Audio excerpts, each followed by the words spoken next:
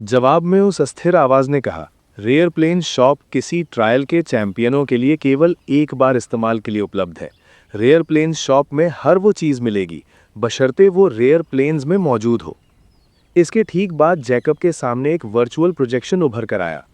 ऊपर बाईं ओर उसका स्टार आईडी नाम और उसका मौजूदा बैलेंस लिखा था, जो उसके पास पहले से मौजूद 3 ZC को मिलाकर 1,50,003 ZC था। नीचे एक सूची थी और जैकब की आंखें सिकुड़ गईं, क्योंकि सूची में सबसे पहली चीज लेवल 1 रेयर अथॉरिटी की श्रेणी में थी और वहां केवल 3 ही वस्तुएं थी। 1 रेयर स्टोरेज रिंग, आकार 10 क्यूबिक मीटर। विवरण, एक विशेष अंगूठी जिसमें 10 क्यूबिक मीटर का स्थान सन्निहित है, जो इस स्थान में किसी भी निर्जीव वस्तु को संग्रहित कर सकती है। कीमत 10,000 ZC। 2 life zone scroll, rare planes. विवरण, रेयर प्लेन्स में कहीं भी 20x20 का लाइफ जोन बनाएं, जिसमें कोई भी डार्क बीइंग प्रवेश नहीं कर पाएगा। सीमा, केवल रेयर प्लेन्स में इस्तेमाल के लायक। अवधि 10 वर्ष। कीमत 50,000 ZC। 3 life limit breaker, 1 level. विवरण, प्रत्येक लाइफ बीइंग के लिए रेयर प्लेन पर पावर लेवल की सीमा को एक स्तर तक तोड़ें। इसके सक्रिय रहते हुए समान स्तर वाला कोई भी जीवित प्राणी रेयर प्लेन्स में प्रवेश कर सकता है। अवधि 500 वर्ष। कीमत 1,50,000 ZC। स्टोरेज रिंग का विवरण देखकर जैकब के दिमाग में जैसे बिजली कौंध गई। मुझे मत बताओ कि मैंने जो अंगूठी उठाई थी वो यही रेयर स्टोरेज रिंग थी। वो जितना इसके बारे में सोचता, उसे उतना ही यकीन होता जाता, क्योंकि व्हाइट मिनिस्टर ने अपनी तलवार हवा में से ही तो निकाली थी। पहले उसने सोचा था कि यह महज एक तरह का जादू था, लेकिन अब जब उसे स्टोरेज रिंग के अस्तित्व के बारे में पता चला तो वो ऐसा नहीं सोच सकता था। और जब उसने अंत में पन्ना क्रिस्टल के अचानक प्रकट होने की बात जोड़ी, तो उसे यकीन हो गया कि उसे जो अंगूठी मिली है वो यकीनन एक स्टोरेज रिंग ही है। उसकी आंखों में पछतावे की एक लहर दौड़ गई जब उसने व्हाइट मिनिस्टर की हड्डियों की मूठ वाली उस तलवार के बारे में सोचा, जिसे वो जल्दबाजी में उठाना भूल गया था।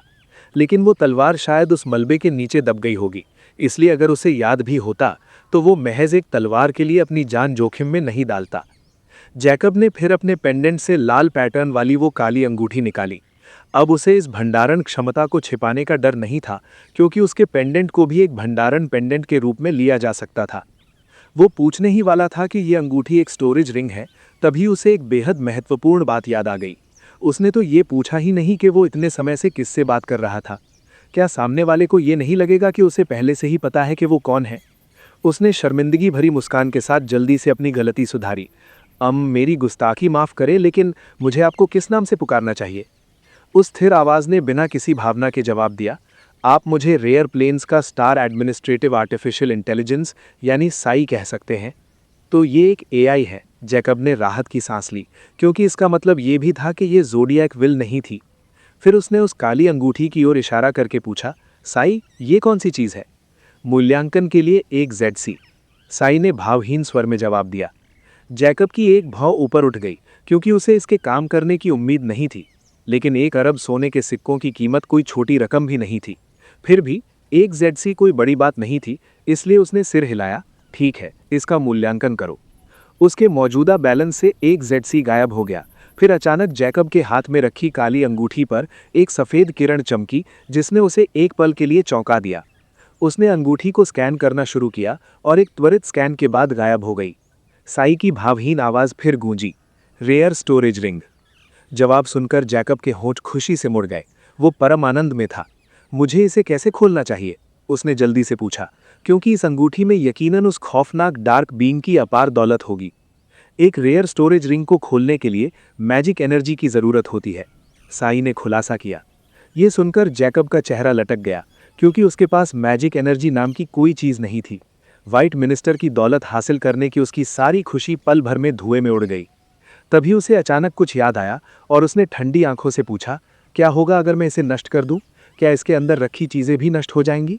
हाँ, यदि कोई रेयर स्टोरेज रिंग फटती है तो टाइप 1 से नीचे की कोई भी वस्तु नष्ट हो जाएगी। ये एक सीधा सा जवाब था जिसने जैकब के चेहरे पर निराशा ला दी। फिर भी अंततः उसे मैजिक पावर मिल ही जाएगी, इसलिए उसने उसे सुरक्षित रख लिया। फिर उसने कुछ सोचा और 3 चीज़ें बाहर निकाली। एक फटे हुए ग्रे कवर वाली किताब, जानवर की खाल से बना एक चर्मपत्र और एक ग्रे मेटेलिक सिलेंडर। ये वो चीज़ें थीं जो उसने डार्क रूइंस में खोजी थीं, और वो रून भाषा सीखने के बाद इनकी जांच करने की योजना बना रहा था। लेकिन अब जब वो समय बर्बाद किए बिना जवाब पा सकता था, तो वो इस विकल्प को उपयोग करने के लिए बेहद खुश था, खासकर इस ग्रे मेटेलिक सिलेंडर के लिए। मैं इन 3 वस्तुओं का मूल्यांकन करना चाहता हूँ। जैकब ने उन्हें सफ़ेद फर्श पर रखते हुए अपने इरादे जाहिर किए। इस बार साई ने तुरंत जवाब नहीं दिया, बल्कि पहले जैकब के सामने रखी वस्तुओं को स्कैन किया। इस बात ने जैकब की त्योरियां चढ़ा दी, लेकिन वो कुछ नहीं बोला। सफ़ेद स्कैनिंग लाइट गायब होने के बाद साई की भावहीन आवाज़ फिर गूंजी। किताब और चरम पत्र के लिए आपको 500 ZC प्रति वस्तु खर्च करने होंगे, और सिलेंडर की कीमत 10,000 ZC होगी। क्या आप मूल्यांकन जारी रखना चाहते हैं? ये बेतुकी कीमत सुनकर जैकब की आंखें फटी की फटी रह गई, खासकर उस सिलेंडर के लिए। आखिर ये कमबख्त सिलेंडर क्या बला है जिसके केवल मूल्यांकन के लिए मुझे 10,000 ZC देने पड़ेंगे? ये दोनों चीज़ें भी एक स्टोरेज रिंग जितनी ही अनमोल है। ऐसा लगता है कि मूल्यांकन की कीमत दुर्लभता पर निर्भर करती है। खैर, मैं यहाँ से निकलने के बाद उस कमबख्त किताब से ही पूछूंगा। उसे यकीनन पता होगा कि ये सिलेंडर क्या है। हालांकि इससे पहले कि वो कुछ कह पाता, साई फिर बोला, आप ZC के लिए वस्तुओं को बेचने का विकल्प भी चुन सकते हैं। जैकब के चेहरे के भाव हल्के से बदले, और उसने पूछा, इन 3 वस्तुओं के लिए मुझे कितना मिलेगा? किताब और चर्मपत्र के लिए 20,000 ZC और सिलेंडर के लिए 1 मिलियन ZC। साई ने भावहीन स्वर में जवाब दिया। इस सिलेंडर के लिए 1 मिलियन ZC। अब जैकब को यकीन हो गया था कि यह चीज़ सच में बहुत कीमती थी, और वो दोनों वस्तुएं भी एक स्टोरेज रिंग जितनी ही अनमोल थीं। वो एक मूर्ख ही होगा जो ये जाने बिना कि वो उसके लिए उपयोगी है या नहीं, ऐसी चीज़ों को हाथ से जाने दे। इसलिए उसने जल्दी से उन्हें वापस सुरक्षित रख लिया। जैकब ने एक पल के लिए सोचा और फिर पूछा, रून लैंग्वेज की कीमत कितनी है? मूल्यांकन पर 1,000 ZC बर्बाद करने के बजाय रून लैंग्वेज खरीदना कहीं बेहतर विकल्प है। वैसे भी मैं इन कमबख्त भाषाओं को सीखने की योजना बना रहा था। जब तक उसके पास ZC बचेंगे, तभी वो कुछ और खरीदने के बारे में सोचेगा। जैकब ने एक गहरी सांस ली और कहा, मैं मैजिक कोर्स खरीदना चाहता हूँ। डार्क रूइंस को पार करके यहाँ आने का उसका असली मकसद यही था, कर्स्ड हार्ट इमर्जेंस के अंतिम स्तर के लिए बचे हुए मैजिक कोर। जैकब ज़ॉम्बी शिकार से पहले ही सभी 4 तत्वों के 3 स्टार मैजिक कोर इकट्ठे कर चुका था, और उसके पास एक 9 स्टार फायर कोर भी था, जो महज उसकी खुशकिस्मती थी। उसे केवल 3 9 स्टार कोर और सभी 4 स्टार मैजिक कोर की कमी खल रही थी। इसी पल वर्चुअल प्रोजेक्शन बदल गया, और मैजिक कोर की एक लंबी सूची जैकब के सामने आ गई। इसी क्षण वर्चुअल प्रोजेक्शन यानी वर्चुअल प्रक्षेपण बदल गया, और मैजिक कोर्स की एक लंबी सूची जैकब के सामने आ गई। वहां 1 स्टार से लेकर 9 स्टार तक के सभी प्रकार के तात्विक कोर यानी एलिमेंट कोर मौजूद थे, और तत्व जितना दुर्लभ था उसकी कीमत उतनी ही अधिक थी। सूची में सबसे ऊपर लाइट और डार्क मैजिक कोर्स थे, जिनकी कीमत 1 स्टार मैजिक कोर के लिए 500 ZC से शुरू होकर 9 स्टार मैजिक कोर के लिए 50,000 ZC तक जाती थी। ये सभी कीमतें देखकर उसकी आंखें चमक उठीं। उसने शिकार करते समय इकट्ठा किए गए कई मैजिक कोर बाहर निकाले, जिनमें से कुछ बुनियादी तत्वों के थे और वे उसके पास अतिरिक्त थे। मैं इन सभी मैजिक कोर्स को बेचना चाहता हूं, जैकब ने घोषणा की। इसके बाद SAAI ने एक एक करके उन मैजिक कोर्स को स्कैन करना शुरू किया। 1 मिनट बाद SAAI की भावहीन आवाज़ गूंजी, सभी मैजिक कोर्स के लिए 23,500 ZC। क्या आप यह व्यापार स्वीकार करेंगे? जैकब को यह कीमत उचित लगी, क्योंकि वहां 22 मैजिक कोर थे जो सभी 1 स्टार से 3 स्टार के बीच थे, और केवल 6 ही जहर जैसे दुर्लभ तत्वों के थे। इसलिए उसने बिना किसी हिचकिचाहट के उन्हें बेच दिया, जिससे उसका बैलेंस 1,50,002 ZC से बढ़कर 1,73,502 ZC हो गया। इसके बाद जैकब के सामने एक और काला छेद दिखाई दिया, और उसमें से एक के बाद एक रंग बिरंगे और चमकते हुए कोर बाहर निकलने लगे। चमकती हुई आंखों और गहरी उत्तेजना के साथ जैकब ने सभी 23 मैजिक कोर इकट्ठे कर लिए। अपने पेंडेंट में उन सभी मैजिक कोर को देखकर उसे गहरी राहत का एहसास हुआ। उसने अमरता की ओर एक और कदम बढ़ा गया था। जैकब को अब अत्यधिक शांति महसूस हो रही थी। दुकान में मौजूद उन सभी चीज़ों के लिए उसका सारा लालच शांत हो चुका था, और उसके दिमाग में शांति लौट आई थी। अमरता के सामने किसी भी चीज़ की कोई अहमियत नहीं है। जब तक मेरे पास अनंत जीवन है, मैं ऐसे जितने चाहूँ उतने खिलौने पा सकता हूँ, और इससे भी ज़्यादा, जैकब ने शांत भाव से सोचा। अगले ही पल उसने अपनी और लिविया की स्टार वॉच, अपनी लगभग नष्ट हो चुकी टाइटन तलवारें और चांदी की तलवार उतार दी। यहाँ तक कि उसने अपना फटाहाल कवच और अपने स्टोरेज में मौजूद अतिरिक्त कवच भी उतार दिए, और अपनी सामान्य डार्क पोशाक पहन ली। वो यही नहीं रुका, उसने फायर वाइवर्न की शल्क वाली आधी खाल, फायर वाइवर्न के खून के 2 गैलन और अंत में अपनी टाइटन राइफल बाहर निकाली। राइफल पूरी तरह से शांत थी और जेकब के झटके को झेलने के लिए तैयार होने के बावजूद उसमें कोई रिकॉइल नहीं हुआ। इस बात ने जेकब को थोड़ा खुश कर दिया। उसने पेंडेंट का लगभग पूरा खाली कर दिया था। उसने केवल वही चीजें रखीं जो उसे महत्वपूर्ण लगीं और हर वो अतिरिक्त चीज बाहर निकाल दी जिसे वो दोबारा बना सकता था, जैसे कि टाइटन राइफल और तलवारें। मुझे बताओ इनमें से कौन सी चीजें बेची जा सकती हैं और मुझे उनके कितने पैसे मिलेंगे? उसने सामने पड़ी चीजों के ढेर को देखते हुए भावहीन भाव से कहा। वो जानता था कि इस जगह से अपनी जरूरत की हर चीज हासिल करने का उसका यह एकमात्र मौका था, वरना ऐसा मौका दोबारा पाने के लिए उसे एक और ट्रायल पूरा करना पड़ता। इसलिए उसने हिचकिचाना बंद कर दिया और इन अतिरिक्त चीजों को बेचने का फैसला किया, खासकर टाइटन राइफल जिससे उसे भारी कीमत मिलने की पूरी उम्मीद थी। उसने इसे बनाने में गोलियों सहित 600 ZC से अधिक खर्च किए थे और वो इसे फिर से बना सकता था। इसके अलावा वो अपने मुफ्त हथियार के बारे में भी नहीं भूला था, इसलिए उसे अभी के लिए इन तलवारों की ज़रूरत नहीं थी और वैसे भी वे उसके लिए पर्याप्त नहीं थीं। SAAI ने हर एक वस्तु को एक एक करके स्कैन किया, फिर बताया। इंटरमीडिएट टाइप 0 स्टार वॉच की कीमत 200 ZC, बेसिक टाइप 1 सामग्री से बनी टूटी हुई तलवारें, कीमत 25 ZC, कवच का टूटा हुआ सेट, पुरुष और महिला कवच के 2 पूर्ण सेट, कीमत 43 ZC, इन्फैंट फायर वाइवर्न की खाल अपूर्ण, कीमत 21,000 ZC, इन्फैंट फायर वाइवर्न के खून के 2 गैलन, कीमत 1,02,000 ZC, बेसिक टाइप 2 प्रक्षेपित हथियार और उसके कलपुर्जे, कीमत 1 मिलियन ZC, बेसिक टाइप 2 गोलियां, कीमत 5,000 ZC प्रति गोली, कुल गोलियां 13, कुल कीमत 65,000 ZC, अंतिम कीमत है 11,86,468 ZC। क्या आप यह व्यापार स्वीकार करेंगे? अब आई ना बात ऊंट पहाड़ के नीचे। जेकब के होंठ खुशी से मुड़ गए। उसे अपनी रचना से इससे कम की उम्मीद नहीं थी। इसके विपरीत यह खुलासा कि वो खौफनाक वाइवर्न केवल एक शिशु था, उसे हैरान और थोड़ा निराश कर गया। मैं स्वीकार करता हूँ, उसने बिना किसी हिचकिचाहट के कहा। अब वो जान गया था कि हथियारों का व्यापार उतना ही लाभदायक था जितना उसे याद था, और वो ये भी जानता था कि यहाँ से निकलने के बाद उसे क्या करना है। जेकब के सामने से वो सभी चीज़ें गायब हो गईं, लेकिन उसकी आंखें नए बैलेंस पर टिकी हुई थीं, जो अब 11,93,370 ZC हो गया था। बिना किसी हिचकिचाहट के उसने सबसे पहले सूची को स्टार वॉचेस में बदलने का आदेश दिया और उसने सूची में मौजूद सबसे पहली स्टार वॉच खरीद ली। ये 100,000 ZC की कीमत वाली एडवांस टाइप 1 स्टार वॉच थी। वो जानता था कि इन घड़ियों में कई मूल्यवान कार्य होते हैं और ज़ोडियाक प्लेन्स में यदि किसी के पास स्टार वॉच नहीं थी तो वो जानवरों के समान था। इसके अलावा अलायंस शॉप की मैजिक से जुड़ी सुविधाओं तक पहुंच प्राप्त करने के लिए उसे एक उच्च स्तरीय स्टार वॉच की ज़रूरत थी, इसलिए वो जानता था कि यह कीमत के लायक थी। एक रिस्ट बैंड जैसी एक काली स्टार वॉच प्रकट हुई, जो दिखने में एक सामान्य रबर रिस्ट बैंड जैसी लग रही थी, लेकिन जब उसने इसे पहना और सक्रिय किया तो ये अचानक किसी तरल पदार्थ की तरह उसकी पूरी बाह पर फैल गई। ये कागज़ की तरह पतली थी और बिल्कुल काली त्वचा के जैसी लग रही थी। जेकब अपनी बाह हिलाकर हैरान रह गया। उसे और भी ज्यादा आश्चर्य तब हुआ जब उसे बिल्कुल भी प्रतिरोध महसूस नहीं हुआ। ऐसा लग रहा था जैसे उसने सच में अपनी बाह पर एक पतली सी त्वचा पहन ली हो। इसके सक्रिय होने के बाद उसके खाते का सारा बैकअप डेटा और उसकी पुरानी स्टार वॉच का डेटा कुछ ही सेकंड्स में डाउनलोड हो गया और वो उसकी बाह पर चमकने लगी। जेकब ने उसमें कई नए कार्य पाए, यहाँ तक कि वो कपड़े पहनने के बावजूद प्रोजेक्शन स्क्रीन फंक्शन के जरिए इसे सक्रिय कर सकता था, बिल्कुल उसके सामने मौजूद प्रोजेक्शन सूची की तरह। जेकब ने यहाँ से निकलने के बाद इससे परिचित होने का फैसला किया, क्योंकि इसमें कुछ बेहद अविश्वसनीय कार्य थे। फिर उसने फिर से भाषा की सूची खोली और type 1 rune language, type 1 magic rune encyclopedia, type 1 philosopher language और यहाँ तक कि लैंग्वेज ऑफ डेड भी खरीद ली, क्योंकि अगर उसने कभी फिर से अनडेड आर्मी में घुसपैठ करने का फैसला किया तो ये काम आएगी।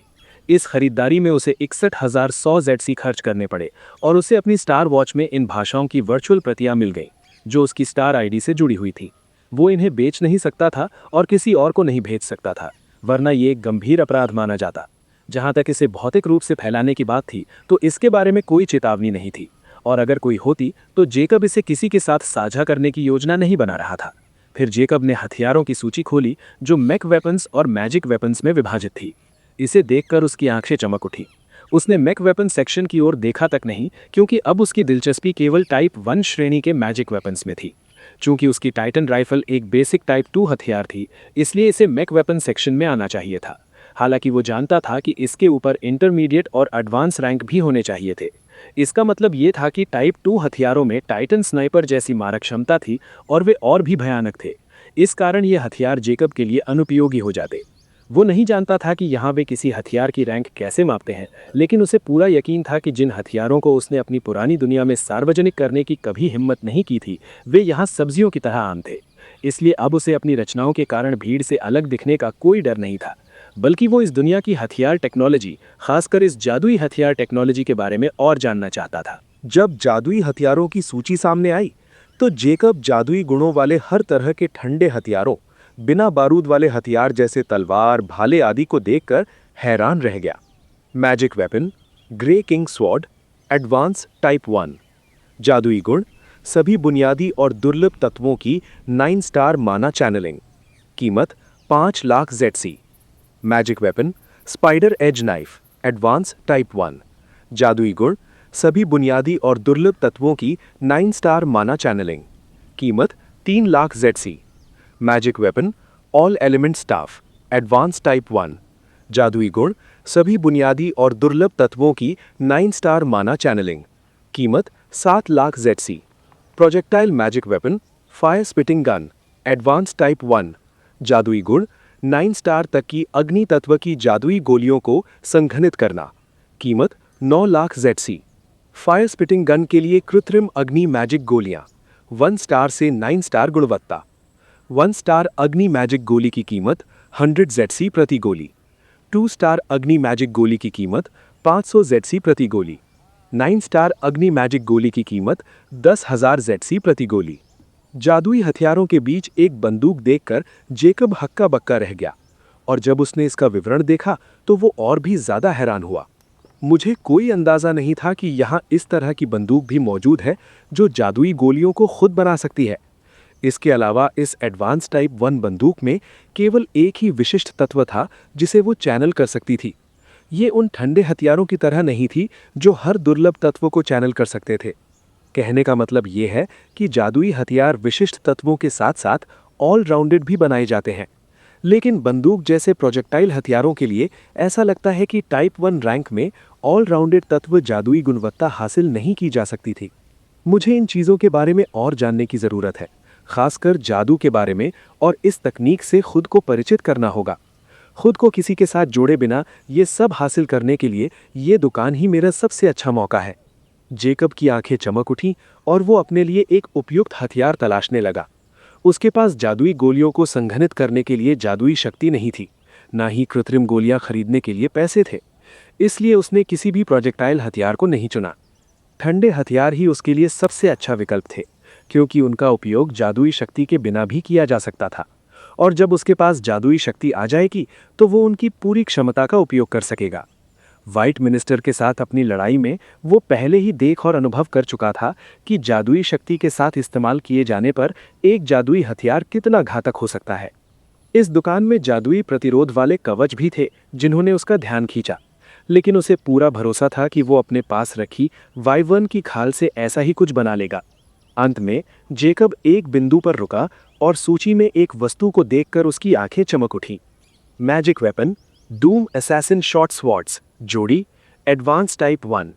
जादुई गुण, सभी बुनियादी और दुर्लभ तत्वों की 9 स्टार माना चैनलिंग। डार्क एलिमेंट के साथ इस्तेमाल किए जाने पर हल्का स्टेल्थ प्रभाव, माइल्ड स्टेल्थ इफेक्ट, छिपने की क्षमता। कीमत 15 लाख ZC। म्यान की कीमत 20,000 ZC। जेकब ने छोटी तलवारों की इस जोड़ी को देखा जिनके ब्लेड गहरे भूरे रंग के थे और उनके काले हत्थों के नीचे एक क्रिस्टल खोपड़ी बनी हुई थी। बिना किसी हिचकिचाहट के उसने कहा, मैं डूम असासिन शॉर्ट स्वॉर्ड्स पर अपने मुफ्त हथियार का मौका इस्तेमाल करना चाहता हूँ। आपने 1 free type 1 advance weapon privilege को सक्रिय कर लिया है, SAAI ने भावहीन होकर घोषणा की। इसके बाद छोटी तलवारों की एक बेहद शानदार जोड़ी वहां आ गई। जेकब ने तलवार पकड़ी और वो हैरान रह गया, क्योंकि ये हल्की नहीं बल्कि बहुत भारी थीं, शायद 1 टन से भी ज्यादा। गहरे भूरे रंग के ब्लेड 1 मीटर लंबे और 2 इंच चौड़े थे, और ब्लेड पर एक अजीब सा पैटर्न उकेरा गया था जो बर्फ जैसी तीखी धार का एहसास दे रहा था। एक बार जब मैं इसके हत्थे को अपनी ज़रूरत के हिसाब से ढाल लूँगा तो ये मेरे डिसेप्टिव स्वॉर्ड्स स्टाइल को इस्तेमाल करने के लिए बिल्कुल सही होंगी। कोई आश्चर्य नहीं कि वो आदमी मुझे हवा में उड़ा सकता था, और उसके वार इतने भारी थे, उसकी तलवार भी काफ़ी भारी होनी चाहिए, और शायद इसी रैंक की होगी। जेकब की आंखों में पछतावे की एक झलक दौड़ गई जब उसे समझ में आया कि वो तलवार कितनी कीमती रही होगी। अगर उसने बस उसे उठा लिया होता तो वो उसे एक बहुत भारी कीमत पर बेच सकता था। फिर भी ये भावना केवल कुछ पलों की थी और उसने नई तलवारों की जोड़ी को सुरक्षित रख लिया। जेकब ने बिना किसी हिचकिचाहट के हथियारों की सूची बंद कर दी, क्योंकि उसे अपना पैसा उन जादुई हथियारों पर खर्च करने की जरूरत नहीं थी जो वो इस्तेमाल नहीं कर सकता था, और वो मैक वेपन्स खुद बना सकता था। वो अपना पैसा उन चीज़ों पर खर्च करना चाहता था जिनकी उसे सख्त ज़रूरत थी। सबसे पहली चीज़ जो उसने खरीदी वो एक टाइप 1 यूनिवर्सल मैजिक मैनुअल थी, जिसमें जादू और जादुई मंत्रों के बारे में हर बुनियादी और दुर्लभ तत्व का विवरण था। इसकी कीमत उसे 25 लाख जेडसी पड़ी। लेकिन जेकब को यह सौदा बुरा नहीं लगा, क्योंकि वो जानता था कि ऐसा मैनुअल शायद बाहर उपलब्ध ही ना हो, या फिर इसकी कीमत इससे भी ज़्यादा हो। फिर जेकब ने 1 लाख जेडसी में मैजिक वेपन क्राफ्टिंग से जुड़ा एक मैनुअल और 2 इंसाइक्लोपीडिया खरीदे, यूनिवर्सल मैजिकल मटेरियल्स टाइप 1 और यूनिवर्सल जीव जिंदा और मुर्दा टाइप 1, ताकि वो इस बात से अनजान न रहे कि वो किस चीज़ से निपट रहा है और डार्क रूइंस की तरह अनजाने में सीधे मौत के मुंह में ना चला जाए। ये सभी चीज़ें वर्चुअल अर्थात डिजिटल थीं, इसलिए उसके पेंडेंट का स्पेस अभी भी खाली था। ज्ञान हासिल करने के बाद उसने अपने अगले बड़े प्रोजेक्ट और नए टाइटन स्नाइपर के लिए सामग्री खोजनी शुरू की। इस दुकान में मिलने वाला टाइटन आयरन उच्चतम क्वालिटी का था। रेयर प्लेन्स में ऐसा टाइटन आयरन नहीं मिल सकता था, और ये बाहर से मिलने वाले लोहे से बहुत सस्ता था और इसकी मात्रा असीमित थी। वहाँ अन्य सामग्रियाँ भी थीं जिनसे वो परिचित नहीं था, लेकिन वो एडवांस टाइप 1 टाइटन आयरन से भी ज़्यादा महंगी थी, जैसे कि आइस क्रिस्टल स्टील जिसकी कीमत 1 ग्राम के लिए 100 जेडसी थी, या ब्लडस्टोन ओर जिसकी कीमत 1 ग्राम के लिए 500 जेडसी थी। इसकी तुलना में टाइटन आयरन की कीमत 1 ग्राम के लिए केवल 20 जेडसी थी। जेकब ने एक पल के लिए सोचा और फिर 20 किलोग्राम टाइटन आयरन और थोड़ी सी मात्रा में आइस क्रिस्टल स्टील खरीद लिया। अंत में उसने कुछ ऐसा खरीदा जो वो जानता था कि उसे कहीं नहीं मिलेगा, या अगर दूसरों को पता चला कि ये किस तरह की चीज़ है तो शायद वो उसे बेचेंगे भी नहीं। अंततः जेकब के पास केवल 590 जेडसी बचे, लेकिन उसकी आंखों में संतुष्टि का भाव था। उसने कहा, मेरा काम हो गया। SAAI की भावहीन आवाज़ गूंजी। फेसलेस एंशिएंट ने तारीख XXX और समय XXX पर चैंपियन स्पेस छोड़ने का फैसला किया है। अगले ही पल एक दरवाजे के आकार का काला छेद प्रकट हुआ। जेकब जानता था कि ये उसके जाने का इशारा है, इसलिए वो हिचकिचाया नहीं और उस रास्ते में प्रवेश कर गया, क्योंकि वो अब इससे अच्छी तरह परिचित हो चुका था। उसके जाने के बाद वो काला छेद बंद हो गया। SAAI की स्थिर आवाज़ फिर गूंजी। टाइप 1 प्लेन के एकमात्र चैंपियन की जानकारी लाइफ फैक्शन मेन फ्रेम को जारी कर दी गई है। रेयर प्लेन से बहुत दूर लाल धुंध से भरे एक रहस्यमय स्थान के अंदर अचानक 2 विशाल काली लपटें प्रज्वलित हुईं। उनसे द्वेष और खौफ का एहसास हो रहा था, और इसके तुरंत बाद वहां एक खौफनाक काली परछाई प्रकट हुई। एक भूतिया जीव घुटनों के बल बैठा था। उसने अपनी डरावनी आवाज में कहा, रेयर प्लेन्स का ट्रायल पूरा हो गया है मेरे आका, और किसी तरह लाइफ फैक्शन ने 1 साल से भी कम समय में इस ट्रायल को पूरा करके जीत का दावा कर दिया है। काली लपटें तेजी से फड़फड़ाने लगी और चारों तरफ की लाल धुंध उबलने लगी। एक भारी आवाज गूंजी जिसमें नर और नारी दोनों के स्वर मिले हुए थे। एक नया ओवरसियर नियुक्त करो और पुराने वाले से छुटकारा पाओ। 7000 extra ordinary zombie, 1000 half lich, 1000 half wight, 500 lich और 500 वाइट को वहां भेजो। वो भूतिया जीव हैरान रह गया। उसने हिचकिचाते हुए कहा, मेरे आका, क्या अब ये बेमानी नहीं होगा जब वो चींटियां वहां भारी मात्रा में स्वतंत्र रूप से प्रवेश कर सकती हैं? अगला ट्रायल शुरू होने जा रहा है और हम उन 10,000 सैनिकों का उपयोग बढ़त बनाने के लिए कर सकते हैं, इसलिए हमें उन बेकार मूर्खों को उनके हाल पर छोड़ देना चाहिए। जैसे ही लाल धुंध के साथ काली लपटें धीरे धीरे कम होने लगीं, उस आवाज ने कहा, अगर हम उन्हें नियंत्रण में रखने के लिए वहां नहीं होंगे तो ये उन कीटों को और मजबूत बनाएगा, और यही बात हम पर भी लागू होती है। ये सेना उन्हें व्यस्त रखने के लिए काफ़ी होगी, और चूंकि ट्रायल शुरू होने जा रहा है, वे कीटे अपना ध्यान भटकाने की हिम्मत नहीं करेंगे। वो भूतिया जीव कुछ पल चुप रहा और फिर सम्मानपूर्वक बोला, मैं वैसा ही करूंगा जैसा आपका आदेश है मेरे आका। एक और महल में सौम्य रोशनी से भरे एक बड़े चमकदार कमरे में एक अलौकिक सुंदरता वाली महिला एक मेज के पास बैठी थी। वो अपने सामने 3 छोटे प्रोजेक्शंस को शांत भाव से देख रही थी। मुझे लगता है कि आप तीनों को खबर मिल ही गई होगी। उस महिला ने अपनी मधुर आवाज में भावहीन होकर कहा। हाँ, अभी अभी ओवरसियर ने मुझसे संपर्क किया था और ये हर किसी की उम्मीदों से परे था। प्रोजेक्शन में से एक में नीले लबादे पहने एक आदमी ने कहा। सच में, किसने सोचा था कि वो मूर्ख 7 छोटे महीनों की अवधि में ही एक ट्रायल को पूरा करने में सक्षम हो जाएंगे? अगर मैं उन्हें बेहतर तरीके से नहीं जानता तो मुझे लगता कि वे हमें मूर्ख बना रहे हैं। लाल कवच पहने एक हट्टे कट्टे आदमी ने हंसकर कहा। है, ये बिल्कुल साफ है कि इसके पीछे जो कोई भी था, उन 4 मूर्खों को इसके बारे में कोई अंदाजा नहीं है, क्योंकि चैंपियन ने ना तो लाइफ जोन प्रोटेक्शन का उपयोग किया और ना ही लिमिट ब्रेकर का। इसलिए हम मान सकते हैं कि उसका रेयर प्लेन से कोई संबंध नहीं है। एक सौम्य दिखने वाले पुरुष ने ठंडेपन से उपहास किया। उस महिला ने भावहीन होकर कहा, मेरे स्रोतों से ऐसा प्रतीत होता है कि उस व्यक्ति ने अंतिम बेड़ी का दावा करने के लिए एक एक्स्ट्रा ऑर्डिनरी टियर 6 वाइट को मार गिराया है। अगर वो 1 साल से भी कम समय में रेयर प्लेन्स का ट्रायल पूरा कर सकता है तो वो व्यक्ति यहाँ हमारे ट्रायल में कुछ मदद कर सकता है। इसीलिए मैं SAAI से उसकी जानकारी खरीदने के लिए हमारे 3 संगठनों के अधिकार का उपयोग करना चाहती हूँ। एक उष्णकटिबंधीय जंगल के बीचों बीच अचानक एक काला छेद प्रकट हुआ। वो धीरे धीरे बड़ा होने लगा और केवल तभी स्थिर हुआ जब वो एक इंसान के आकार का हो गया। उसके बाद हुड पहने काले कपड़ों में एक व्यक्ति उसमें से बाहर निकला और अगले ही पल वो काला छेद हमेशा के लिए गायब हो गया। जेकब ने एक गहरी सांस ली। वो प्रकृति की उस ताज़ा खुशबू का आनंद लेने से खुद को रोक नहीं पाया। उसे नहीं पता था कि वो कहाँ है, लेकिन इतना तय था कि ये वो उदास और खौफनाक डार्क वुडलैंड्स तो बिल्कुल नहीं था। फिर उसने अपनी कलाई पर 2 बार थपथपाया और तुरंत एक प्रोजेक्शन उभर कर सामने आ गया। ये प्रोजेक्शन फीचर वाली उसकी नई स्टार वॉच थी, लेकिन ये तो इसके अनगिनत छोटे मोटे फीचर्स में से महज एक था। उस अंधेरे स्पेस में रहते हुए ही जेकब ने खुद को इस स्टार वॉच से अच्छी तरह परिचित कर लिया था। ये न केवल संदेश भेज सकती थी, बल्कि कॉल और वीडियो कॉल भी रिसीव कर सकती थी। इसमें प्रोजेक्शन कॉल जैसी कोई ज़बरदस्त चीज़ भी मौजूद थी। इतना ही नहीं, इस घड़ी में राडार और मैपिंग का फंक्शन भी था, और वो भी बेहद शक्तिशाली। इस स्टार वॉच का सबसे हैरान कर देने वाला फीचर इसकी जादू का पता लगाने की क्षमता था। जब तक जेकब इसे सक्रिय रखता, इस बात से कोई फर्क नहीं पड़ता था कि कोई जीवित है या मृत। जब तक वो 10 मील के दायरे में थे और उनके पास जादू था, वे एक वर्चुअल मैप में रंगीन बिंदुओं के रूप में दिखाई देंगे। और इस फीचर की सीमा 9 स्टार तक थी। जेकब ने कभी सपने में भी नहीं सोचा था कि स्टार वॉच ऐसा कुछ कर सकती है, और केवल यही एक फीचर इसे जेकब के लिए बेहद अपरिहार्य और अनमोल बना देता था। जेकब ने मैजिक डिटेक्शन फीचर को चालू किया और एक चौकोर वर्चुअल मैप प्रोजेक्शन सामने आ गया, लेकिन यह बिल्कुल खाली था और 1 मिनट के टाइमर के साथ एक लोडिंग आइकन दिखाई देने लगा। क्या ये आसपास के इलाके को स्कैन कर रहा है? जेकब हैरान था और वो धैर्यपूर्वक इंतजार करने लगा। 1 मिनट बीतने के बाद एक हरा 3D मैप सामने आया और जेकब आसानी से वहां के इलाकों को यानी टेरेन्स को देख सकता था और जहां चाहे जूम कर सकता था।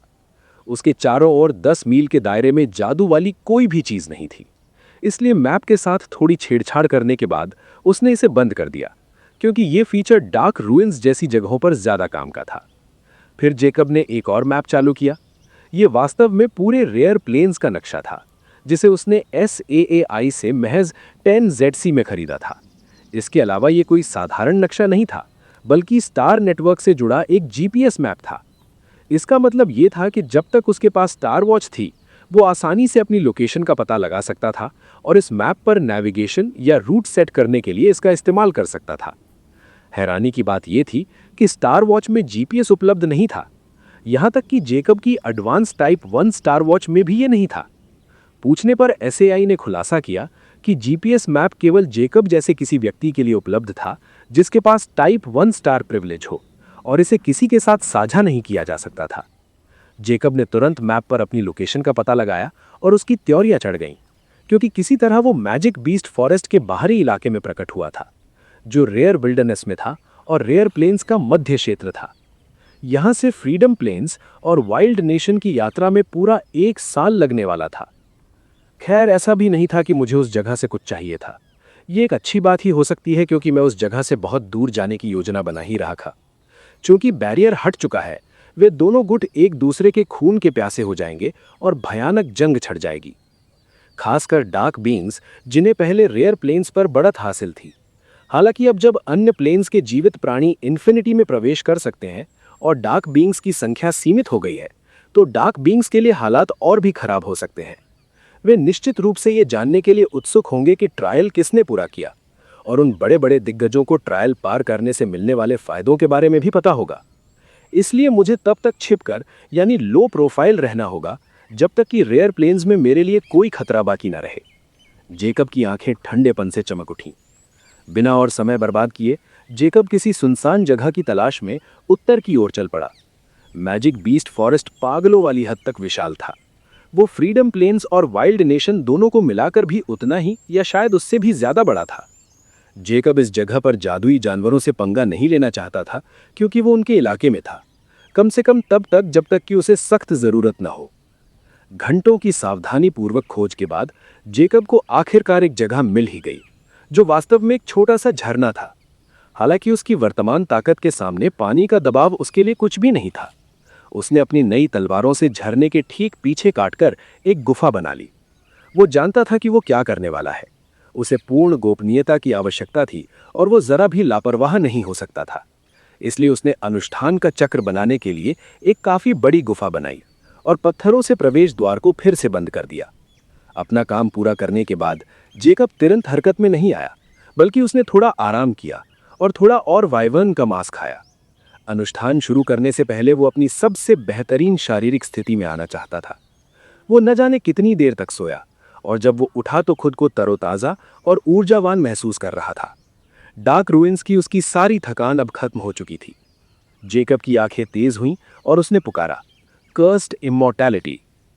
कर्स्ड इमॉर्टैलिटी को बुलाए हुए उसे कई महीने बीत गए थे। उसने कभी सोचा नहीं था कि वो इसके मार्गदर्शन के बिना जिंदा बच पाएगा, लेकिन वो बच गया था। और अब वो जानता था कि किसी पर बहुत ज्यादा निर्भर रहना उसे फायदे से ज्यादा नुकसान पहुंचाएगा। फिर भी इसका मतलब ये नहीं था कि वो महज अपने अहंकार के कारण अपनी सबसे बड़ी संपत्ति का उपयोग नहीं करेगा। कर्स्ड इमॉर्टैलिटी प्रकट हुई और एक जानी पहचानी हंसी की गूंज सुनाई दी। तुमने मुझे बुलाने में सच में बहुत लंबा समय लगा दिया। मुझे तो अब काफी अकेलापन महसूस होने लगा था। जेकब ने अपने होठ सिकोड़े। बकवास बंद करो और मुझे बताओ कि मैं डार्क रूइंस में तुम्हें क्यों नहीं बुला सका। क्या तुम्हें पकड़े जाने का डर था, या डार्क रूइंस जैसी जगहें तुम्हें पूरी तरह से ब्लॉक कर सकती हैं? जेकब इस विषय में काफी दिलचस्पी ले रहा था, क्योंकि यह ज़ोडियाक विल से जुड़ा था। क्या तुमने डार्क रूइंस में काफी मजा नहीं किया? तुम उस एआई से क्यों नहीं पूछते? वो तुम्हें जवाब दे सकती है। किताब ने ताना मारा। जेकब के होठों पर एक मुस्कुराहट तैर गई। तो तुम ब्लॉक नहीं हुए थे, बल्कि डरे हुए थे। समझ गया। अब मुख्य काम पर आते हैं। मुझे बताओ कि अनुष्ठान का चक्र स्थापित करने के लिए मुझे कितनी जगह की आवश्यकता है? जेकब के होठों पर एक व्यंग्यात्मक मुस्कान तैर गई। तो तुम ब्लॉक नहीं हुए थे, बल्कि डरे हुए थे। समझ गया। अब मुख्य काम पर आते हैं। मुझे बताओ कि अनुष्ठान का चक्र रिचुअल अरे फॉर्मेशन स्थापित करने के लिए मुझे कितनी जगह की जरूरत है? इमॉर्टिका को जेकब के इन ताने भरे शब्दों से कोई आपत्ति नहीं थी, और ना ही इसने इसका खंडन किया। उसने हमेशा की तरह जवाब दिया, हाँ, डरा हुआ हूं या नहीं ये तुम्हें भविष्य में पता चल जाएगा, और मेरा विश्वास करो, जब तुम्हें ये समझ आएगा तब मैं वहीं मौजूद रहूंगा। खैर, जैसा तुमने कहा, मुख्य काम पर आते हैं। चूंकि तुमने पहले ही सभी 36 तात्विक कोर, एलिमेंट कोर इकट्ठा कर लिए हैं, तो तुम्हें बस इतना करना है कि उन कोर्स को बिल्कुल उसी तरह व्यवस्थित करना है जैसा कि ग्रंथ के आरेख में दिखाया गया है। ये कमरा इसके लिए काफ़ी होना चाहिए। उन्हें स्थापित करने से पहले तुम एक रूपरेखा भी बना सकते हो, और फिर तुम्हें बस उस चक्र के बिल्कुल बीचों बीच बैठना है। जैसे ही तुम्हारे शापित चिन्ह का पता चलेगा, ये अनुष्ठान अपने आप शुरू हो जाएगा। वास्तव में वो शापित चिन्ह ही इस अनुष्ठान को सक्रिय करने की चाबी है। इसके बिना ये चक्र महज एक चित्र से ज़्यादा कुछ नहीं है। लेकिन एक उचित चेतावनी, अंतिम स्तर के 4 चरण हैं: सक्रियकरण, फैलाव, समावेश और अंत में शापित हृदय का संघनन। तुम्हें पहले और दूसरे चरण में कोई दर्द महसूस नहीं होगा, लेकिन जब समावेश का चरण शुरू होगा तो तुम्हें एक ऐसा अकल्पनीय और खौफनाक दर्द महसूस होगा जो दूसरे स्तर को पूरा करते समय हुए दर्द से कहीं ज़्यादा भयानक होगा। तुम्हें होश में रहते हुए उस भयानक दर्द को सहना होगा, क्योंकि जिस क्षण तुम अपनी चेतना खो दोगे, अनुष्ठान वहीं रुक जाएगा और एक भयानक विस्फोट के बाद सभी मैजिक कोर राख में बदल जाएंगे। उसके बाद अगर तुम उस धमाके से जिंदा बच भी गए तो तुम्हें फिर से उन सभी कोर्स को इकट्ठा करना पड़ेगा। जहां तक अंतिम चरण की बात है तो ये पूरी तरह तुम पर निर्भर करेगा कि तुम इसे पार कर पाते हो या नहीं। दर्द, विस्फोट और उस रहस्यमयी चौथे चरण के बारे में पढ़कर जेकब की रीढ़ की हड्डी में सिहरन दौड़ गई। उसे पहले से ही यह आभास था कि वो बिना भयानक दर्द सहे इससे बाहर नहीं निकल पाएगा। वो केवल एक गहरी आह भर सकता था और अपनी नियति के आगे झुक सकता था। चेतावनी देने के लिए शुक्रिया, जेकब ने ठंडेपन से उपहास किया, फिर पन्ना पलटने से पहले। शारीरिक परिवर्तन का पहला चरण, शापित हृदय का उद्भव, कर्स्ड हार्ट इमर्जेंस। पहला चरण, शापित हृदय का उद्भव, 3 स्तर। पहला स्तर, संशोधित हृदय के अंदर अमर चिन्ह का निर्माण, पूरा हुआ। दूसरा स्तर, अमर चिन्ह को शापित चिन्ह में बदलना, पूरा हुआ। तीसरा स्तर, शापित चिन्ह का शापित हृदय में बदलना। विवरण 1, 4 प्राथमिक तत्वों अग्नि, जल, पृथ्वी, वायु के 1 स्टार से 9 स्टार तक के एलिमेंट कोर, मैजिक कोर इकट्ठा करें। अग्नि 9/9, जल 9/9, पृथ्वी 9/9, वायु 9/9। विवरण 2, सभी 36 एलिमेंट कोर इकट्ठा करने के बाद निम्नलिखित अनुष्ठान चक्र बनाएं। विवरण 3, इस अनुष्ठान चक्र के बीचों बीच बैठें।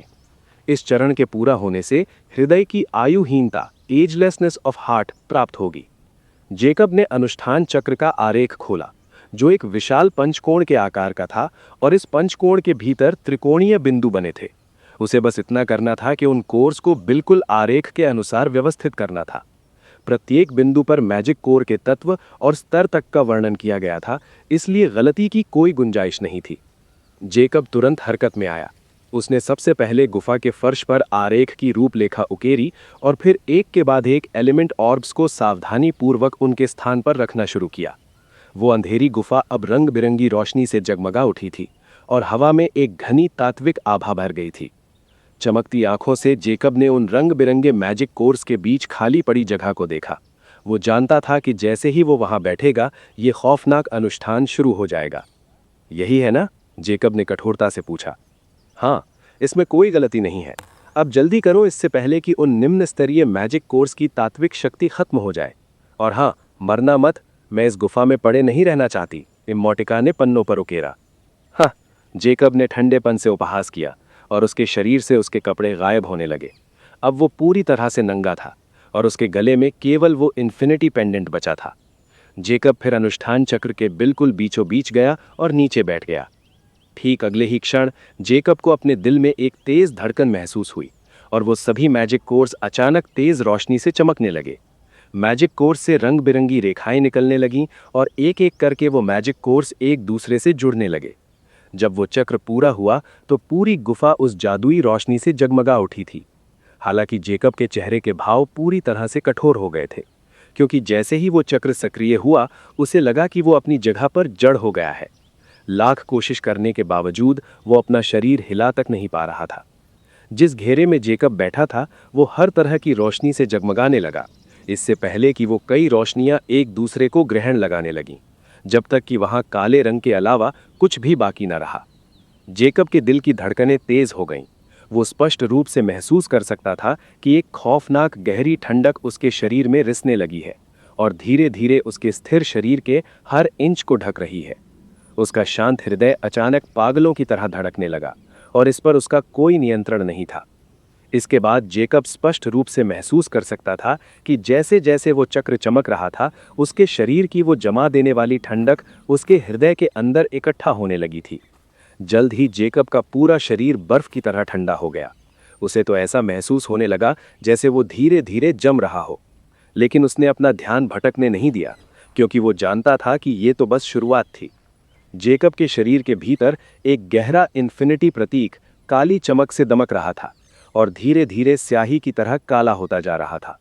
सबसे अहम बात यह थी कि ये फैल रहा था और अंदर से बाहर की ओर जेकब के लाल हृदय को अपने स्याह काले रंग से ढक रहा था। वो शापित चिन्ह जितना अधिक फैलता, जेकब को उतनी ही भयानक ठंड महसूस होती। उसने कभी नहीं सोचा था कि जब इम्मोटिका ने कहा था कि पहले और दूसरे चरण दर्दनाक नहीं है, तो उसका मतलब ये था कि वो दर्द से भी बदतर थे। क्योंकि अगर ये खौफनाक ठंडक इसी तरह बढ़ती रही तो वो दर्द सहने से पहले ही अपना मानसिक संतुलन खो देता। लेकिन अजीब बात यह थी कि जमने का कोई शारीरिक निशान नहीं था और जेकब भी इसे देख सकता था। इसलिए उसने खुद को समझाया कि ये महज एक भ्रम है और वो इसे सहता रहा। लेकिन जब 1 घंटा बीत गया तो जेकब को ऐसा लगा जैसे वो किसी बर्फीली झील के तल पर बैठा हो और वो जरा सा भी हिल नहीं पा रहा था। उसकी सांसें भारी हो गई थीं और इस समय वो अपने शरीर और हृदय को महसूस भी नहीं कर पा रहा था। लेकिन जैसे ही तीसरा चरण शुरू हुआ, सब कुछ बदल गया। जैकब की त्वचा किसी लाश की तरह पीली पड़ चुकी थी। उसके शरीर की सारी संवेदनाएं, फीलिंग खत्म हो गई थीं। वो बमुश्किल होश में था और उसकी दृष्टि धुंधली हो चुकी थी। उसने कभी नहीं सोचा था कि वो इस कमबख्त ठंड के आगे घुटने टेक देगा। उसे तो ये भी लग रहा था कि ये वास्तव में ठंड थी ही नहीं, ये तो उस अनुष्ठान चक्र यानी रिचुअल अरे फॉर्मेशन से रिसने वाली कोई अजीब सी ऊर्जा थी। ठीक इसी क्षण जब जैकब अपनी बर्दाश्त की आखिरी हद पर था, उसके दिल से अचानक एक गर्म धारा फूट पड़ी। अगर वो इस वक्त अपने दिल को देख पाता तो यकीनन खौफ से कांप उठता, क्योंकि उसका दिल पूरी तरह से स्याह काला हो चुका था। उसके दिल पर एक अजीब सी खूनी लाल चमक उभरने लगी थी और हर धड़कन के साथ ये लाल चमक उसकी रक्त वाहिकाओं को ढक रही थी। जैकब अपने शरीर में फैलती इस गर्माहट में पूरी तरह से खो गया और उसकी पीली त्वचा पर फिर से गुलाबी चमक लौट आई। हालांकि तापमान बढ़ता हुआ महसूस होते ही जैकब ने अचानक अपनी आंखें खोल दी। खुद को खूनी लाल चमक में घिरा हुआ देखकर उसकी आंखें फटी की फटी रह गईं। इससे पहले कि वो समझ पाता कि क्या हो रहा है, उसकी आंखें अचानक इतनी चौड़ी हो गईं कि लगा जैसे वे अपनी सॉकेट से ही बाहर निकल आएंगी। इसी क्षण जैकब का काला दिल धीरे धीरे ऐंठने लगा। जैकब इसके हर एक पल को महसूस कर सकता था। वो जोर से चीखना चाहता था, लेकिन उसकी आंखों को छोड़कर उसका पूरा शरीर पूरी तरह से सुन्न और स्थिर हो गया। वो अनुष्ठान चक्र अचानक रंग बिरंगे से बदलकर खूनी लाल होने लगा और वो ग्लिफ्स भी बदलने लगे। इस बार उन ग्लिफ्स ने कोई ऊर्जा नहीं दी, बल्कि वे चींटियों की तरह धीरे धीरे जैकब की ओर बढ़ने लगे और उसके शरीर पर रेंगने लगे। 36 काले ग्लिफ्स जैकब के शरीर पर रेंग रहे थे और धीरे धीरे उसकी छाती उसके दिल की ओर बढ़ रहे थे। जैसे जैसे ग्लिफ्स अपनी जगह छोड़ रहे थे, चक्र भी एक एक करके धुंधला होने लगा और पीछे मैजिक कोर्स की राख के अलावा कुछ नहीं बचा। इसी क्षण जैकब की आंखों में स्पष्टता लौट आई। वो अचंभे में था, क्योंकि वो किसी अंधेरी गुफा में नहीं बैठा था, बल्कि उसने खुद को हर तरह के स्वादिष्ट खाद्य पदार्थों से भरी एक बड़ी मेज के चारों ओर बैठा हुआ पाया। उसकी बाईं ओर 3 लड़के बैठे थे, जबकि उसकी दाईं ओर एक बेहद खूबसूरत महिला बैठी थी। तुम खा क्यों नहीं रहे हो? क्या कोई परेशानी है? उस खूबसूरत महिला ने प्यार और चिंता से भरे एक सौम्य स्वर में पूछा। जैकब अपनी घबराहट से बाहर आया। उसने अपनी फंडी नजरें उस महिला की ओर घुमाई और हैरानी से पूछा, तुम कौन हो? तुम कैसी बातें कर रही हो? मैं तुम्हारी पत्नी हूँ। महिला ने चिंता के साथ जवाब दिया। क्या तुम चाहती हो कि मैं डॉक्टर को बुलाऊं? तुम अपने जैसा बर्ताव नहीं कर रही हो। जैकब अनिश्चितता के साथ उस महिला को देखने से खुद को नहीं रोक पाया और संदेह से पुकारा, होप, क्या इतने सारे शोध के लिए इस्तेमाल करने के बाद तुम्हारा दिमाग काम करना बंद कर दिया है? तुम अपनी प्यारी पत्नी को भी भूल गए? होप ने अपने होंठ सिकोड़े। ही, पिताजी मूर्खों जैसा बर्ताव कर रहे हैं। 3 या 4 साल के एक छोटे लड़के ने चंचलता से हंसते हुए कहा। होप मुस्कुराए बिना नहीं रह पाई और उसने प्यार से उस लड़के को डांटा। छोटे ज़ीनी, अनादर मत करो, वरना तुम्हारे गुस्सैल पिताजी तुम्हें फिर से नज़रअंदाज कर देंगे। जैकब ने भी उस छोटे लड़के की ओर देखा और उसे याद आया कि ये उसका सबसे छोटा बेटा ज़ेन था, लेकिन वो अब उस परिपक्व आदमी जैसा नहीं था जैसा उसने उसे आखिरी बार देखा था। ज़ेन के बगल में एक किशोर था जिसकी आंखों में जैकब की तरह ही एक दृढ़ भाव था। वो विलियम था, उसका सबसे बड़ा बेटा। उसके बगल में 13 से 14 साल का एक और लड़का था। उसके पास जैकब की तरह ही एक ठंडा और परिपक्व रूप था। वो रायन था, उसका दूसरा बेटा। हालांकि उन सभी को देखने के बावजूद जैकब ये विश्वास नहीं करना चाहता था कि वो किसी कारण से यहाँ थे। उसे ज़ोडियाक प्लेन्स की अपनी सारी यादें भी याद थीं और ये भी कि वो यहाँ जागने से पहले क्या कर रहा था। उसके संदेह का यही सबसे बड़ा कारण था और जितना ज़्यादा वो अपने पुराने परिवार को देखता, उसके दिल में एक अजीब सा गुस्सा उमड़ा था। तुम होप नहीं हो और तुम तीनों मेरे बेटे नहीं हो। आखिर तुम कौन हो और ये किस तरह का खेल खेल रहे हो? जैकब असहज महसूस करते हुए तुरंत खड़ा हो गया। ये भावना उसके दिल से आ रही थी। होप की मुस्कान अचानक गायब हो गई और उसके आकर्षक चेहरे पर सदमा उभर आया। वो तुरंत जैकब के पास आई और गहरी चिंता से कहा, तुम इस तरह का बर्ताव क्यों कर रहे हो? मैं डॉक्टर को बुलाने जा रही हूँ। तुम्हारे साथ कुछ गड़बड़ है। मुझे तुम्हें बेडरूम तक ले जाने दो ताकि तुम डॉक्टर के आने तक आराम कर सको। हालांकि जब होप उसके पास आई तो जैकब को और भी असहज महसूस हुआ और उसने तुरंत उसके हाथों को चकमा दे दिया। ऐसा लग रहा था जैसे वो अपने किसी प्राकृतिक दुश्मन का सामना कर रहा हो। इमोर्टिका, तुम ये किस तरह की चाल खेल रही हो? वो गुस्से में दहाड़ा। उसने होप की नम आंखें और अपने बच्चों के चिंतित और डरे हुए चेहरे देखे, लेकिन उसे कोई सहानुभूति महसूस नहीं हुई, बल्कि घृणा महसूस हुई। उसने सोचा कि वो अपना मानसिक संतुलन खो रहा है, क्योंकि वो जानता था कि भले ही वो एक राक्षस बन जाए, वो होप के लिए कभी घृणा नहीं महसूस करेगा, चाहे कुछ भी हो जाए। फिर भी वो यहाँ था, उससे ऐसे बचने की कोशिश कर रहा था जैसे वो कोई बीमारी हो। पापा जी, आप माँ को क्यों रुला रहे हैं? जेन ने नम आंखों से मासूमियत से कहा। तुम ऐसे बेवकूफ़ों जैसा बर्ताव क्यों कर रहे हो? विलियम ने भी अपनी माँ का हाथ पकड़ते हुए गुस्से से कहा। मैं डॉक्टर ग्रेजॉय को बुलाने जा रहा हूँ माँ, कृपया मत रोइए, रायन ने जैकब पर एक ठंडी नज़र डालते हुए नम्रता से कहा। जैकब अचानक जोर से हंसने लगा। उसकी आंखों में ठंडक भर गई और उसने अपना पुराना उदासीन व्यवहार वापस पा लिया। मुझे नहीं पता कि तुम किस तरह की चाल खेल रहे हो, लेकिन इन चारों की नकल बनाते समय तुमने बहुत घटिया काम किया है। अब मुझे यकीन हो गया है कि ये किसी तरह का भ्रम है। उस कमीनी किताब ने कहा था कि चौथा चरण मुझ पर निर्भर करेगा। मुझे लगा ये दर्द के बारे में बात कर रही थी, लेकिन अब जब मैं ये भ्रम देख रहा हूँ तो ऐसा लगता है कि इसका मतलब इस बकवास टेस्ट से था। जैकब ने अपने परिवार को देखते हुए गंभीरता से कहा, जिनसे उसे केवल शत्रुता की भावना मिल रही थी। चूंकि ये एक भ्रम है, तो इसलिए मुझे बस इतना करना है कि जाग जाना है। जैकब की आंखें निर्दयी हो गईं और वो पलक झपकते ही कांच की खिड़की की ओर लपका। नहीं, रुको! अंधेरी गुफा के भीतर इस समय खूनी लाल चमक में लिपटे 36 छोटे काले ग्लिप्स जेकब की बाई छाती पर जमा हो चुके थे, और हैरानी की बात यह थी कि वे ग्लिप्स बिल्कुल उसी पैटर्न में व्यवस्थित थे जैसा कि अनुष्ठान चक्र यानी रिचुअल अरे फॉर्मेशन था। अचानक वे ग्लिप्स उसकी छाती के अंदर समाने लगे और एक एक करके उन्होंने इन्फिनिटी प्रतीक पर अपनी छाप छोड़ना शुरू कर दिया, और उसके बाद वे गायब हो गए। जब 36वां और आखिरी ग्लिफ छप गया तो जेकब के शरीर पर से वो लाल चमक भी गायब हो गई, और इसके साथ ही उसका नया इन्फिनिटी हृदय धड़कने लगा, और हर धड़कन के साथ उससे एक लाल रंग की चमक निकल रही थी। इसके तुरंत बाद जेकब की खाली और सुन्न आंखों में स्पष्टता लौटने लगी। गुस्से के हावी होने से पहले उन सुनहरी आंखों में कई तरह की भावनाएं झिलमिलाईं। हालांकि वो तब हैरान रह गया जब उसने पाया कि वो अपना शरीर हिला सकता है, और गुफा में पूरी तरह से अंधेरा था। इससे पहले कि वो स्थिति की जांच कर पाता, उसे अपने पूरे शरीर में भयंकर ऐंठन और खटास महसूस हुई। अचानक खालीपन और थकान की एक लहर उस पर छा गई और उसकी आंखें बेहद भारी हो गई। वो थोड़ा लड़खड़ाया और फिर पीछे की ओर गिर पड़ा, और बिना कुछ समझे वो गहरी नींद में सो गया।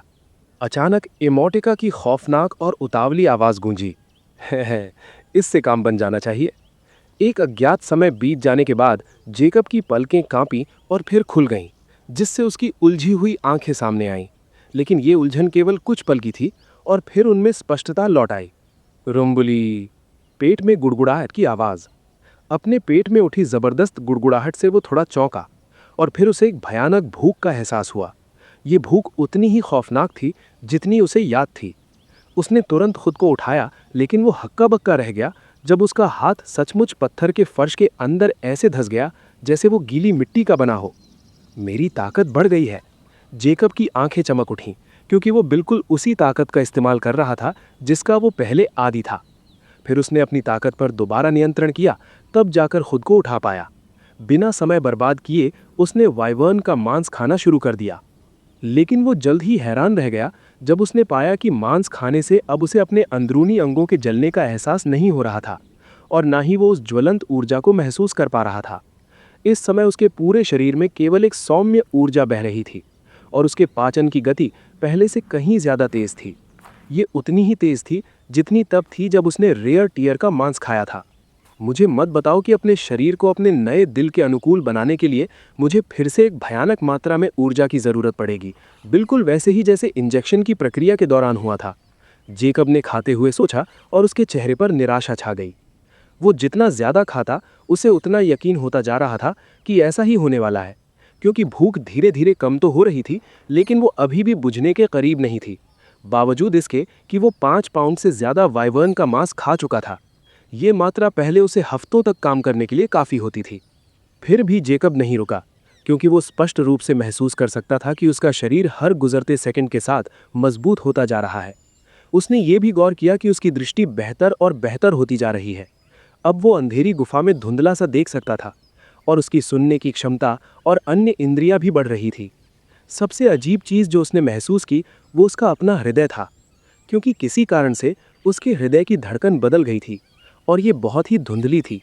और ना जाने कैसे अपने हृदय की धड़कन पर उसका नियंत्रण एक खौफनाक स्तर पर पहुंच गया था, क्योंकि कोशिश करने के बाद वो केवल एक विचार से अपने दिल की धड़कन को पूरी तरह से रोक सकता था। लेकिन किसी अजीब कारण से उसके रक्त प्रवाह में कोई रुकावट नहीं आ रही थी और दिल रुकने के बावजूद उसे कोई खतरा महसूस नहीं हुआ। वो सामान्य रूप से सांस भी ले सकता था, जो पूरी तरह से असामान्य था। ऐसा लग रहा था जैसे उसका दिल उसके शरीर का एक बिल्कुल अलग अंग बन गया हो, जो अब पूरी तरह से उसके नियंत्रण में था।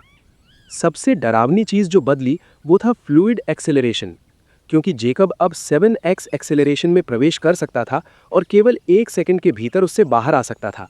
मेरे दिल में आखिर क्या बदलाव हुआ है? मेरे पूरे 1 मिनट तक इसे रोके रखने के बावजूद मेरा पूरा शरीर बिल्कुल सही काम कर रहा है। जेकब के चेहरे पर एक डरा हुआ लेकिन उत्साहित भाव था। हालांकि उसने दिल रोकने की इस क्षमता की सीमा का परीक्षण करने की हिम्मत नहीं की, क्योंकि हो सकता है कि वो अपने दिल को दोबारा शुरू किए बिना ही सच में मर जाए। इसके बाद उसने तब तक खाया जब तक कि वाइवर्न का कुछ नहीं बचा था। लेकिन जेकब अभी भी थोड़ा असंतुष्ट महसूस कर रहा था। लेकिन ये भावना बहुत कमज़ोर थी और उसने अनुमान लगाया कि उसका 95% शरीर अब उसके नए और मजबूत हृदय से पूरी तरह से मेल खा चुका है। फिर भी ये चौंकाने वाली बात थी कि एक टियर 6 एक्स्ट्रा ऑर्डिनरी वाइवर्न खाने के बाद भी उसका शरीर अभी तक पूर्ण नहीं हुआ था। फिर भी जेकब महसूस कर रहा था कि उसकी रगों में असीम ताकत दौड़ रही है। मैं अब स्पष्ट रूप से एक्स्ट्रा ऑर्डिनरी फिजिक्स की श्रेणी में हूँ, लेकिन आखिर मैं अभी भी जादू को महसूस क्यों नहीं कर सकता? क्या इमोटिका ने नहीं कहा था कि कोई भी बिना 3 स्टार मैजिक कोर के एक्स्ट्रा ऑर्डिनरी रैंक में प्रवेश नहीं कर सकता? जेकब ने अनिश्चितता के साथ सोचा। Cursed immortality. उसने किताब को बुलाने की कोशिश की, क्योंकि उसे नहीं पता था कि बेहोश होने के बाद कितना समय बीत चुका है। लेकिन वो मुख्य रूप से इस किताब के प्रकट होने की उम्मीद इसलिए कर रहा था क्योंकि वो उस अजीब सपने यानी ड्रीम के बारे में इससे पूछताछ करना चाहता था। वो जानता था कि वो सपना होने के लिए बहुत ज़्यादा असली था। इसके अलावा उस सपने से जागने से पहले उसे खुदकुशी करनी पड़ी थी, जो इस बात का स्पष्ट प्रमाण था कि वो किसी तरह का भ्रम था, कोई सपना नहीं। इतना ही नहीं, उसे ऐसा लग रहा था कि अगर वो 50 मंजिला इमारत से भी गिर जाए तो उसे कुछ नहीं होगा, वरना वो कभी खुदकुशी करने की हिम्मत नहीं करता। लेकिन किसी कारण से उसने अपनी जान दांव पर लगाने के लिए भी उस भावना पर भरोसा किया और अंत में ये उसके पक्ष में रहा। फिर भी वो जानना चाहता था कि वो क्या था और अनुष्ठान के बिल्कुल बीचों बीच ऐसा क्यों हुआ। अंततः पहले चरण का पहला स्तर पूरा हो चुका था, इसलिए वो अगले स्तर की आवश्यकताएं देखना चाहता था। इसी क्षण कर्स्ड इमोर्टैलिटी जेकब के सामने हवा में तैरती हुई प्रकट हुई और जैसे ही उसने पहला पन्ना खुला, उसकी आंखें उम्मीद से चमक उठीं। कर्स्ड इमोर्टैलिटी, शापित अमर शरीर, 9 चरण। वर्तमान चरण, पहला चरण, शारीरिक परिवर्तन। शारीरिक परिवर्तन के स्तर 3। पहला स्तर, शापित हृदय का उद्भव, पूर्ण। दूसरा स्तर, शापित रक्त का संघनन, वर्तमान। तीसरा, दूसरे स्तर के पूरा होने पर खुलेगा। उत्तराधिकारी जेकब स्टीव। वर्तमान चरण, पहला, शारीरिक परिवर्तन। पहले स्तर की प्रगति पूर्ण, दूसरे स्तर की प्रगति 0%। जीवन काल 250 वर्ष, सभी युवा। नए स्तर देखकर जेकब ने अपनी आंखें सिकोड़ी। पहले दिल और अब खून। खैर, कम से कम ये दिल जितना दर्दनाक तो नहीं होगा, मुझे ऐसी उम्मीद है। लेकिन जब उसकी नज़र अपने जीवन काल पर पड़ी तो उसका दिल खुशी से भर गया। 250 वर्ष, और वो भी पूरे यौवन के साथ। क्या ये पहला स्तर पूरा करने का प्रभाव है? चाहे जो भी हो, जेकब अपने जीवन काल को बढ़ता हुआ देखकर रोमांचित था, जो वो हमेशा से चाहता था। उसे लगा कि उसकी सारी पीड़ा और संघर्ष इसके लायक था। जेकब ने फिर जल्दी से पन्ना पलटकर शापित रक्त का संघनन यानी दूसरे स्तर की आवश्यकताएं देख लीं। शारीरिक परिवर्तन का पहला चरण, शापित रक्त का संघनन, दूसरा स्तर। शापित रक्त के संघनन की प्रगति 0। विवरण: पौराणिक जीवों या उनके वंशजों के हृदय के रक्त को अवशोषित करके अपने रक्त को 100% पूर्ण होने तक शापित रक्त में परिवर्तित करें। इस स्तर के पूरा होने पर 500 वर्ष का जीवनकाल प्राप्त होगा। पौराणिक जीवों या उनके वंशजों के हृदय के रक्त का, मुझे इसका अंदाजा होना चाहिए था। ये आवश्यकता देखकर जेकब के चेहरे पर एक कड़वी मुस्कान आ गई। हालांकि इस स्तर में कोई स्तर नहीं थे, लेकिन पौराणिक जीव जैसी किसी चीज के शामिल होने के कारण जेकब जानता था कि यह स्तर पहले वाले से भी ज्यादा मुश्किल होने वाला था। फिर उसने पन्ना पलटा और उसके चेहरे के भाव बर्फीले हो गए। उसने कहा, इस स्तर के स्पष्टीकरण से पहले मुझे ये जानना है कि वो सपना क्या था, और ये दिखावा करने की कोशिश भी मत करना कि तुम्हें इसके बारे में कोई अंदाजा नहीं है। ओह, क्या कोई गड़बड़ है? मुझे सच में नहीं पता कि तुम किस बारे में बात कर रहे हो, इमोटिका ने लिखा। जेकब ने त्योरियां चढ़ाईं। मैं एक भ्रम में फंस गया था जहां मैंने अपने पुराने परिवार को देखा, लेकिन किसी तरह मेरे दिल ने मुझे बताया कि वे असली नहीं थे और मुझे बहुत देर होने से पहले उस जगह से बचने के लिए बस मर जाना चाहिए। मैं जानता हूं कि तुम्हें कुछ पता था, क्योंकि तुमने कहा था कि चौथा चरण मेरे ऊपर निर्भर करेगा। इसलिए दिखावा करना बंद करो और मुझे सच बताओ। जेकब एक सेकंड के लिए भी ये विश्वास नहीं कर सकता था कि इमोटिका को नहीं पता था कि ये क्या था। वो जानता था कि ये किताब एक सर्वज्ञ सत्ता की तरह थी, जो खौफनाक रहस्य छिपाए हुए थी। हालांकि इमोटिका ने फिर भी इससे इनकार कर दिया। वो शायद दर्द के कारण अनुभव किया गया किसी प्रकार का सपनों का प्रभाव हो सकता है। फिर भी मुझे हैरानी है कि तुम में खुदकुशी करने की हिम्मत कैसे हुई। जेकब ने अपने दांत पीसे, क्योंकि वो जानता था कि इस किताब के मुंह से सच उगलवाना नामुमकिन है। इसलिए वो केवल इस विषय को छोड़ सकता था, लेकिन उसके दिल में संदेह का एक ऐसा बीज बो दिया गया था जो चाहे कुछ भी हो जाए कभी दूर नहीं होने वाला था। उसने एक गहरी सांस ली और पूछा, तो फिर मेरे इस नए दिल का क्या चक्कर है, और ये तब कैसे रुक सकता है जब मेरा शरीर बिल्कुल ठीक काम कर रहा होता है, और इसकी सीमा क्या है, और अंत में मैं अब कितना ताकतवर हूं? उससे पहले मेरे पास तुम्हारे लिए अच्छी खबर है। पहले की तरह पहला स्तर पूरा करने के बाद मेरे प्रकट होने का समय 1 घंटे से बढ़कर 3 घंटे हो गया है। और आखिरी बात, इन्फिनिटी पेंडेंट का 10 क्यूबिक मीटर का स्पेस बढ़कर 25 क्यूबिक मीटर हो गया है। जेकब को बिल्कुल भी हैरानी नहीं हुई, क्योंकि जब उसने मास के लिए इन्फिनिटी पेंडेंट का इस्तेमाल किया था तो उसने पहले ही उसमें हुए बदलाव पर गौर कर लिया था। जहां तक इमोटिका के प्रकट रहने के समय में बढ़ोतरी की बात थी, तो ये भी काफ़ी अच्छा था, क्योंकि ये आसानी से उसके आसपास छिपे दुश्मनों का सटीक रूप से पता लगा सकता था। उसे स्टार वॉच के स्कैनर पर पूरी तरह से भरोसा नहीं था। मुझे तुम्हारे भावों की थोड़ी याद आने लगी थी, इमोटिका ने जेकब को उदासीन देखकर लिखा। जेकब ने केवल उपहास किया। अगर तुम्हारे पास इस बकवास के लिए समय है तो तुम मेरे सवालों के जवाब क्यों नहीं देती? फिर शायद मैं सच में हैरान हो जाऊं। ओह, तुम हैरान होने वाले हो। शापित हृदय से शुरू करते हैं। तुम्हारा वर्तमान दिल अब वो दिल नहीं है जिससे तुम परिचित हो। पहले स्तर को पूरा करने के बाद इसका आकार, संरचना, कार्य और उद्देश्य पूरी तरह से बदल गया है। सबसे पहले, तुम्हारा दिल अब बूढ़ा नहीं हो सकता, जिसका मतलब ये है कि चाहे कुछ भी हो जाए ये कभी कमजोर नहीं पड़ेगा, और इसके परिणाम स्वरूप तुम स्वाभाविक रूप से अपने शरीर में कुछ बदलावों का अनुभव करोगे। विशेष रूप से तुम्हारा दिल अब केवल रक्त पंप करने या तुम्हें जीवित रखने के लिए नहीं है। ये एक नया अंग है जिसमें तुम्हारे दिल के सभी कार्यों के साथ साथ कुछ ऐसे कार्य भी हैं जो उससे कहीं बढ़कर है। जैसे तुमने अभी अनुभव किया कि तुम अपनी दिल की धड़कन रोक सकते हो, लेकिन फिर भी सांस ले सकते हो, और साथ ही तुम्हारे रक्त प्रवाह पर भी इसका कोई असर नहीं पड़ेगा। ये भी शापित हृदय के फायदों यानी पर्क्स में से एक है। सबसे अहम बात यह है कि एक शापित हृदय शापित अमर शरीर की नींव है, और इसके बिना तुम ग्रंथ में आगे नहीं बढ़ पाओगे। तुम कह सकते हो कि ये अमरता की राह में तुम्हारी सबसे बड़ी बाधाओं में से एक था, इमोटिका ने लिखा। यहां तक पढ़ने पर जेकब की आंखों में खुशी की एक झलक चमक उठी।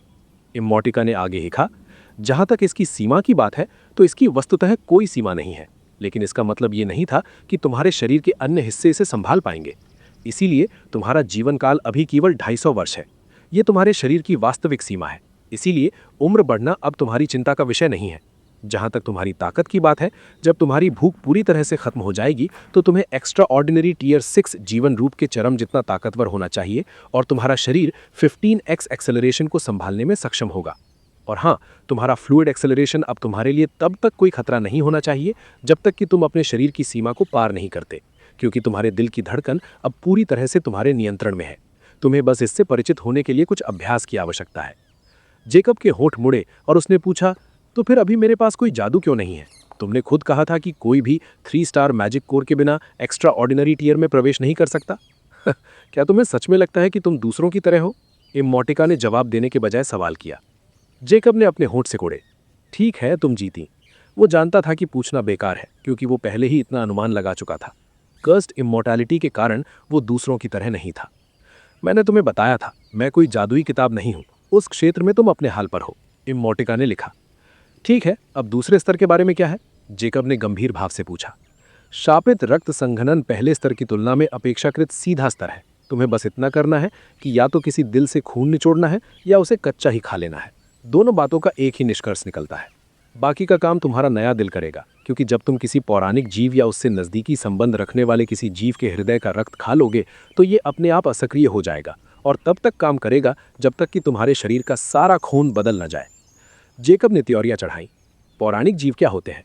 हालांकि वो इस स्तर की सरलता से खुश था, लेकिन वो जानता था कि असली खौफ उन पौराणिक जीवों में छिपा है जिनके हृदय के रक्त की उसे आवश्यकता थी। तुमने शायद इसका अंदाज़ा लगा लिया होगा।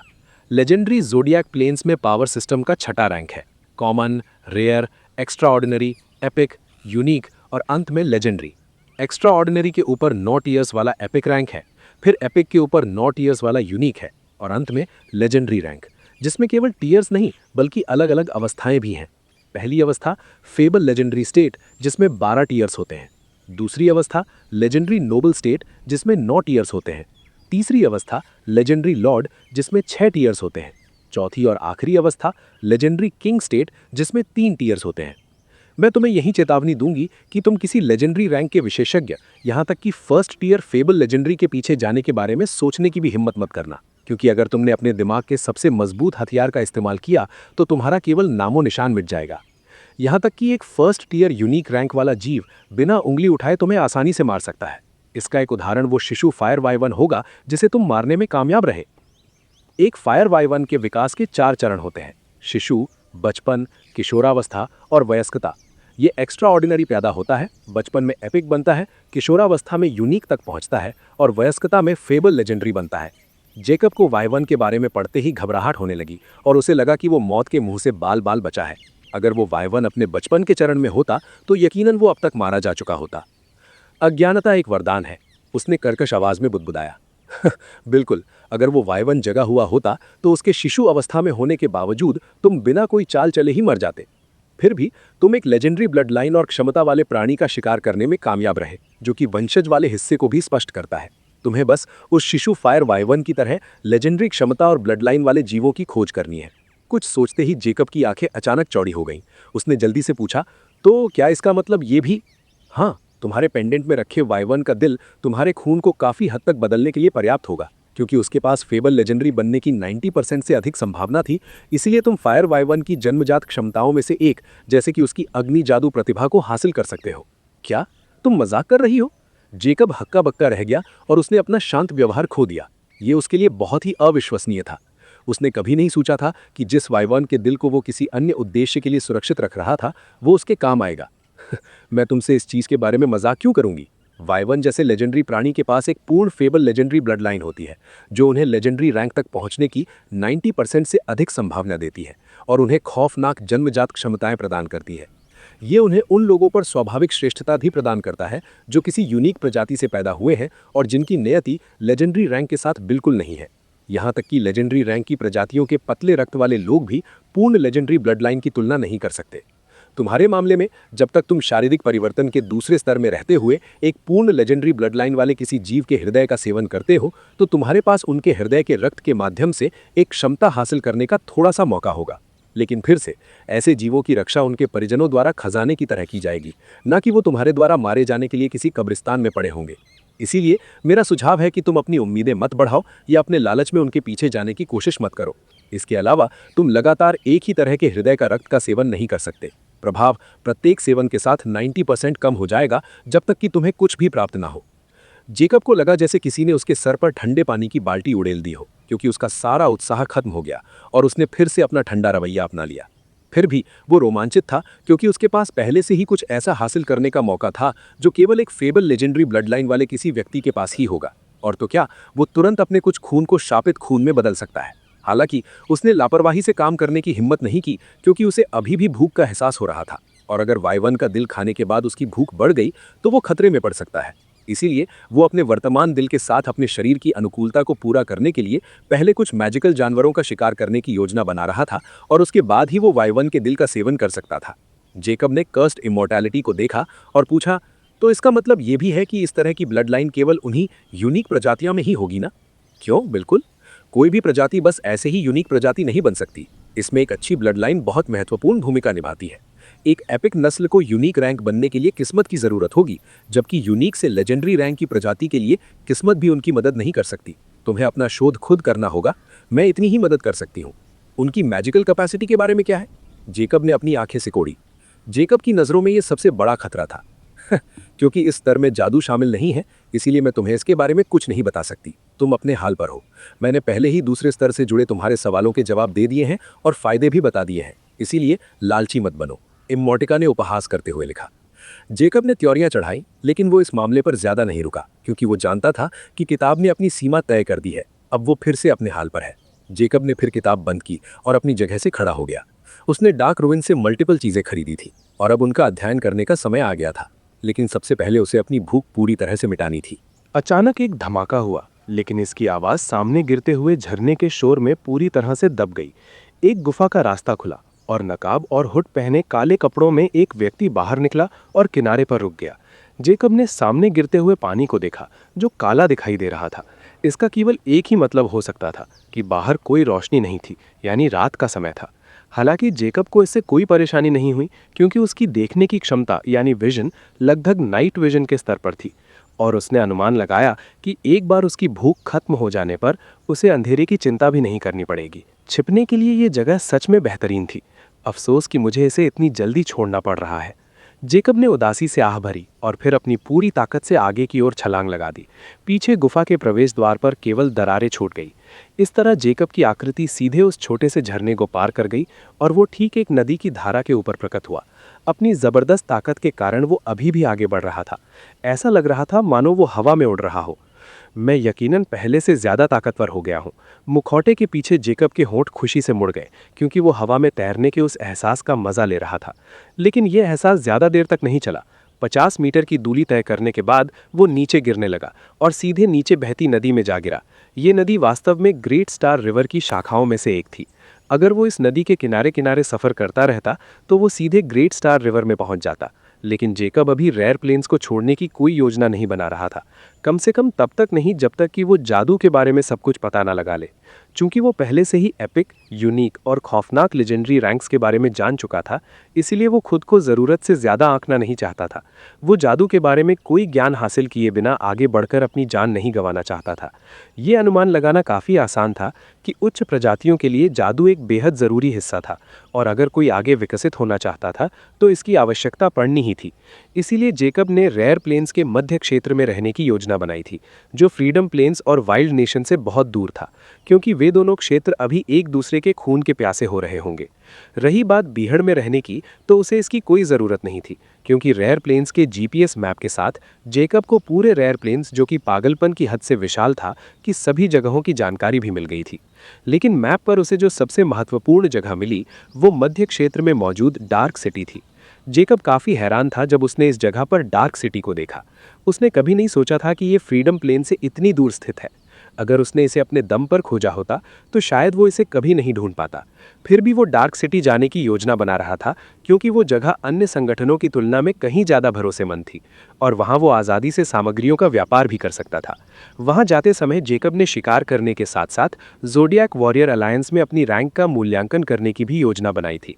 जाहिर है वो अपनी स्थायी सदस्यता के बारे में नहीं भूला था। खासकर साई से अपनी बातचीत के बाद वो जानता था कि चैंपियन शॉप के बाद ये 3 महाशक्तियाँ ही उसके लिए सबसे अच्छे बाजार थे। इसके अलावा उसे ZC कमाने की ज़रूरत थी, और वो भी बहुत भारी मात्रा में, ताकि उसे फिर से चैंपियन शॉप की तरह किसी गहरी सोच या तंगहाली में न पड़ना पड़े। जेकब ने फिर नदी छोड़ी और आगे के जंगल में प्रवेश किया। उसने अपनी स्टार वॉच का वर्चुअल प्रोजेक्शन खोला और अपना स्थान और फिर अपनी मंजिल तय की, जो डार्क सिटी थी। ये उसकी वर्तमान स्थिति से पूरे 4 महीने की दूरी पर थी, और ये मैजिक बीस्ट फॉरेस्ट की गहराई में, शायद इसके मुख्य क्षेत्र में थी। जादुई जानवरों के घोंसलों के बिल्कुल बीचों बीच इस शहर को बसाने वाले सच में पागलों का झुंड ही होगा, उसने व्यंग्यात्मक रूप से सोचा। इसके बाद उसने ये देखने के लिए ज़ोडियाक वॉरियर अलायंस मिशन एप्लीकेशन खोला कि क्या मिशन अभी भी वही है या बदल गए हैं। ज़ोडियाक वॉरियर अलायंस मिशन एप्लीकेशन में आपका स्वागत है। अब आपकी रैंक के अनुसार संबंधित मिशन स्टार वॉच एप्लीकेशन से चुने जा सकते हैं, और स्टार वॉच के माध्यम से ही एक योद्धा रैंक को सीधे अपग्रेड किया जा सकता है। Zodiac warrior alliance ID faceless ancient, वर्तमान rank 1 star nightmare warrior knight. Reserve zodiac warrior. अगली rank 2 star nightmare warrior knight. Mission. Jacob ने बिना किसी हिचकिचाहट के मिशन सेक्शन पर क्लिक किया। उपलब्ध प्रमोशन मिशन 3। नोट, प्रमोट होने के लिए इनमें से कोई भी एक मिशन पूरा करें। 1। नाइटमेयर वॉरियर अरीना में आपको फेसलेस एंशिएंट को 2 स्टार नाइटमेयर नाइट फाइटर या मैजिक को हराते हुए अपनी एक रिकॉर्डिंग भेजें। इनाम, रैंक प्रमोशन 10 ZC, एक 1 star rare fighter skill. Star recording. Note, केवल इस एप्लीकेशन से ली गई रिकॉर्डिंग ही स्वीकार की जाएगी। 2।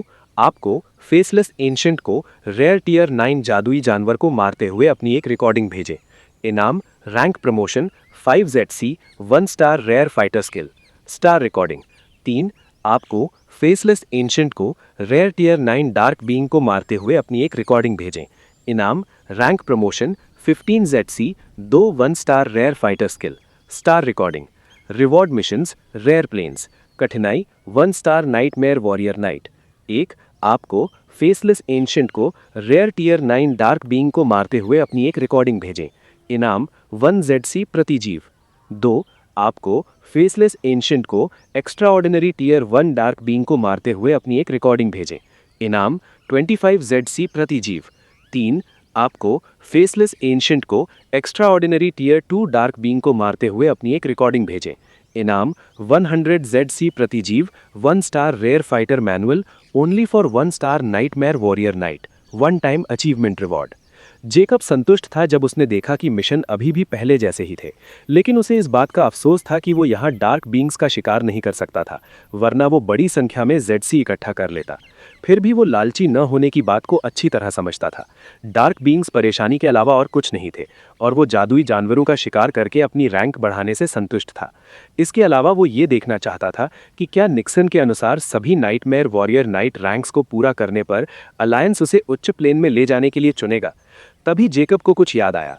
उसने अलायंस मार्केट खोला और फिर से कॉम्बैट टेक्निक्स यानी युद्ध तकनीक को खोलने की कोशिश की। पिछली बार उसे इससे वंचित कर दिया गया था क्योंकि उसकी पुरानी स्टार वॉच में माना डिटेक्शन फंक्शन नहीं था, लेकिन ये नई स्टार वॉच रेयर प्लेन्स में मौजूद किसी भी स्टार वॉच से कहीं ज़्यादा एडवांस थी। अब सवाल ये था कि उसके पास माना है या नहीं। फिर भी वो काफ़ी उम्मीद लगाए हुए था। हालांकि उसकी त्योरियां बुरी तरह चढ़ गईं जब स्क्रीन पर यह खौफनाक मैसेज उभरा, आपके पास कोई माना नहीं है, इसीलिए इस सेक्शन को नहीं खोला जा सकता। जैकब को समझ नहीं आ रहा था कि वो कैसा महसूस करे। उसने काफी गंभीर भाव के साथ नोटिफिकेशन को देखा। अगर मैं इस घड़ी के असली कार्यों का ठीक से इस्तेमाल ही नहीं कर सकता तो इस पर इतने सारे ZC खर्च करने का क्या मतलब हुआ। उसने पछतावे के साथ त्योरियां चढ़ाईं। फिर उसने अलायंस मार्केट बंद कर दिया और टाइप 1 यूनिवर्सल मैजिक मैनुअल खोला। ये चीज़ उसकी स्टार वॉच से भी ज़्यादा महंगी थी क्योंकि इसकी कीमत उसे 2.5 लाख ZC पड़ी थी। इसकी प्रस्तावना यानी इंट्रोडक्शन के अनुसार इस मैनुअल में जादू और जादुई मंत्रों के बारे में हर बुनियादी यानी बेसिक और दुर्लभ तत्व का विवरण था। और सबसे महत्वपूर्ण बात, उसने इस महंगे मैनुअल को इसलिए खरीदा था क्योंकि इसमें जादू के प्राथमिक चरणों यानी सेंसिंग यानी महसूस करना, यूजिंग यानी उपयोग करना और स्टोरिंग यानी भंडारण करना पर पूरा मार्गदर्शन था। हालांकि जैसे ही जैकब ने मैनुअल खोला और उसके शब्दों को देखा, उसके होश उड़ गए। वे सभी रून भाषा में थे और वो एक शब्द भी नहीं समझ पा रहा था। मुझे पहले ही समझ जाना चाहिए था। उसने अपनी आंखों में गुस्से के साथ उपहास किया। उसने मैनुअल बंद कर दिया और अलायंस शॉप से खरीदी गई भाषाओं को खोल लिया। इस बार उसने दृढ़ निश्चय कर लिया था कि आगे की परेशानी से बचने के लिए वो उन दूसरी किताबों को खोलने से पहले हर कमबख्त भाषा को सीख लेगा। जहाँ तक उसके आसपास के माहौल की बात थी, अपनी स्टार वॉच पर ध्यान केंद्रित करने के बावजूद वो पूरी तरह से सतर्क था और उसकी इंद्रियां एक खौफनाक स्तर पर थीं। विशेष रूप से उसकी सुनने की क्षमता। वो सैकड़ों मीटर दूर से रेंगने वाले छोटे कीड़ों की आवाज़ भी सुन सकता था, तो अगर कोई उस पर छिपकर हमला करना चाहता तो उसका पता लगाना कोई बड़ी बात नहीं थी। इसके विपरीत वो चाहता था कि कोई जानवर उसकी लापरवाही का फ़ायदा उठाकर उस पर छिपकर हमला करे। इस तरह उसे उन्हें ढूंढने की परेशानी से भी निजात मिल जाएगी और वो जल्दी से अपने शिकार को खाकर ताकत बढ़ा सकेगा। इसी तरह उसने सबसे पहले रून भाषा सीखना शुरू किया। ये काफ़ी जटिल थी, लेकिन वो हैरान रह गया जब उसने पाया कि उसकी सीखने की क्षमता एक खौफनाक हद तक बढ़ चुकी थी। उसकी याददाश्त लगभग फोटोग्राफिक हो चुकी थी। वो हर चीज़ आसानी से याद रख सकता था, भले ही उसने टेक्स्ट पर केवल एक पल के लिए ही नज़र डाली हो। जैकब बेहद खुश था क्योंकि वो जानता था कि ये यकीनन उसके शापित हृदय के फायदों में से एक होगा। इसलिए उसने और भी अधिक उत्साह और एक खौफनाक गति के साथ सीखना शुरू कर दिया। टाइप 0 रून भाषा में कुल 33 अक्षर और 3 लाख से अधिक शब्दों के संयोजन थे, लेकिन उस घने जंगल में धीरे धीरे चलते हुए जैकब ने उन्हें और उनके अर्थों को बहुत तेजी से याद कर लिया। हालांकि 10 घंटे चलने के बाद भी किसी चीज ने उस पर छिपकर हमला नहीं किया था और सुबह हो चुकी थी, फिर भी जैकब ऊर्जा से भरा हुआ था और अभी भी टाइप 0 रून भाषा सीख रहा था, जो लगभग पूरी होने वाली थी। टाइप 0 रून भाषा पूरी करने के बाद जैकब काफी हैरान था। उसने पाया कि डार्क रूइंस में उसने जो विदेशी शब्द देखे थे वे अब उसकी समझ में आ रहे थे, खासकर दूसरे सीक्रेट रूम में लिखी वो पहेली, प्यार के आगे गरिमा कुछ भी नहीं है। तो उन शब्दों का यही मतलब था। हाँ, इसे कहने का कितना अजीब तरीका है। फिर भी अगर मुझे उन पहेलियों का जवाब पहले से नहीं पता होता तो मुझे समझ नहीं आता कि क्या करना है। वो व्यंग्यात्मक रूप से मुस्कुराया। फिर भी वो हैरान था क्योंकि केवल टाइप 0 रून भाषा सीखने के बाद ही वो उन शब्दों को आसानी से समझ सकता था।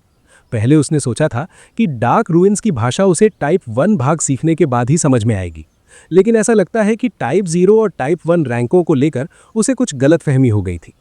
क्या ऐसा हो सकता है कि टाइप 0 रैंक कॉमन और रेयर रैंक के अंतर्गत आने वाली किसी भी चीज का प्रतिनिधित्व करता हो, जबकि टाइप 1 एक्स्ट्राऑर्डिनरी या एपिक के लिए हो? जैकब ने चमकती आंखों से विचार किया।